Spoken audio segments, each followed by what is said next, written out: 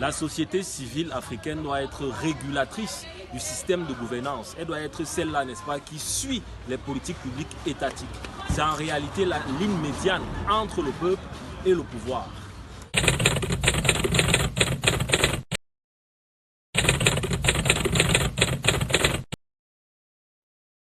Pour Nina Tvetek, en collaboration avec Friedrich Ebert-Stiftung, la société civile trouve son origine dans l'Antiquité grecque, c'est-à-dire plus de 2000 ans avant notre ère contemporaine.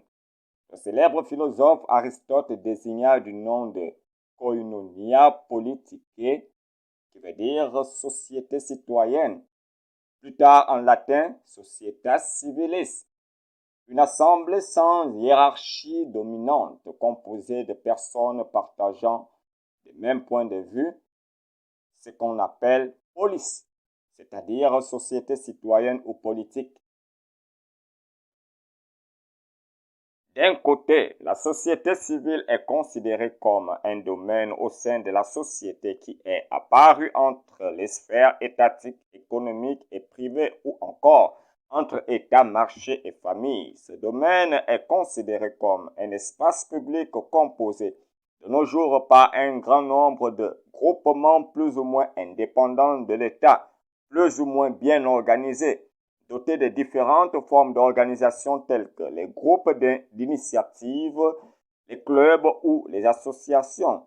Il est important de comprendre que la société civile dont on parle toujours ne forme aucunement un groupement homogène qui pourrait être représenté par un seul individu ou par une seule voix. Par ailleurs, il ne s'agit pas non plus d'une masse de citoyens isolés qui représenteraient leurs intérêts de manière individuelle.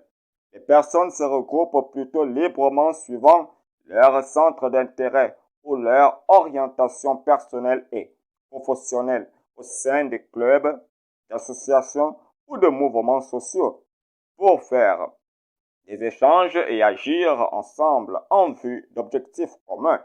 La condition pour qu'une société civile organisée existe est de garantir une liberté individuelle et collective aux individus. C'est donc le droit de se réunir et le droit de s'associer. C'est la seule possibilité de représenter leurs intérêts.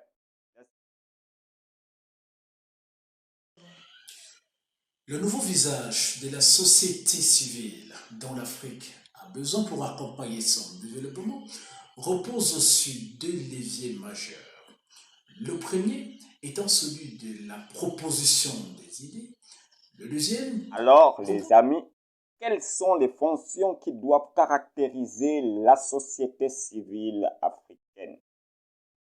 La société civile africaine doit procurer la liberté aux citoyens et à les protéger de l'arbitraire étatique, qui est incluse par la protection contre l'ingérence de l'État dans la sphère privée et ainsi la disponibilité assurée d'un espace aussi bien privé que social. Ainsi, les organisations de la société civile doivent s'occuper, par exemple, de vérifier les projets politiques concernant la sécurisation des droits fondamentaux des citoyens et, dans le cas d'une infraction, d'attirer l'attention et de prendre des dispositions pour réagir contre cette infraction. La protection en particulier des minorités et leurs droits fait également partie de cette fonction.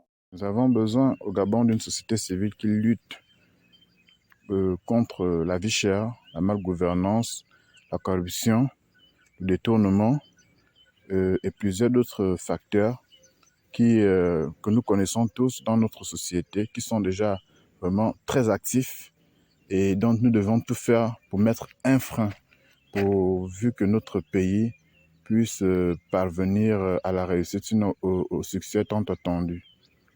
Inclusion sociale, c'est-à-dire promouvoir l'égalité des chances, l'accès aux soins de santé, à l'éducation, à l'emploi et lutter contre les discriminations de genre ethnique ou socio-économique. Numéro 5, j'ai mentionné gouvernance transparente et efficace.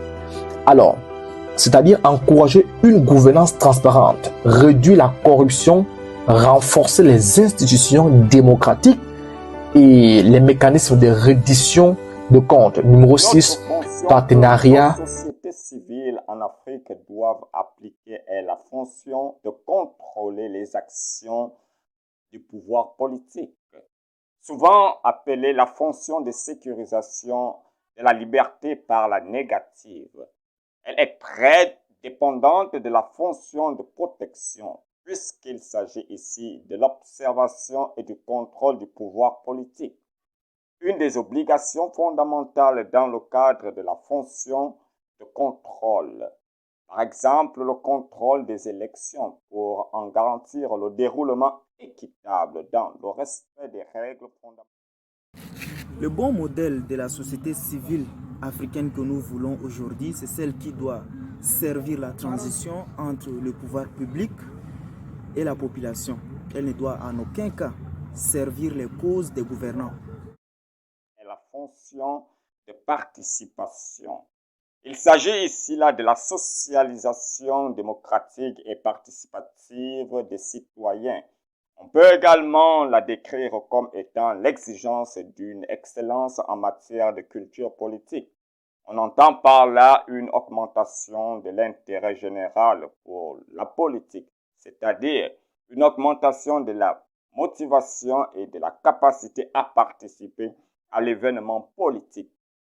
Par ailleurs, dans ce contexte, la société civile est considérée comme une école de la démocratie.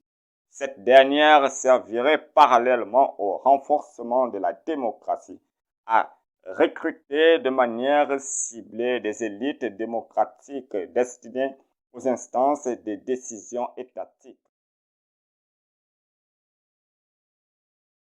Au regard de toutes les contraintes politiques et influences partenariales en Afrique, il nous faut de fortes sociétés civiles, professionnelles et d'exploitation agricole afin de contribuer à un développement effectif de ce continent. Civile est la fonction d'articulation, c'est-à-dire nos sociétés civiles peuvent contribuer à ouvrir des voies efficaces de production, de rassemblement et d'articulation de valeurs communautaires et d'intérêts sociaux en dehors des partis politiques et du Parlement. Les sujets privés et sociaux sont alors abordés par la société civile et véhiculés auprès de l'opinion politique. La société civile agit ainsi comme intermédiaire entre les citoyens. Il est important de reconnaître que le Gabon est un pays riche qui est recouvert d'une quantité estimable de ressources telles que l'or, le pétrole, le koumé et j'en passe. Pour cela, il faut que nos sociétés civiles soient dotées d'une vision qui combine l'utilisation des matières premières, de l'environnement et de l'écologie. Elle doit promouvoir le respect du développement durable.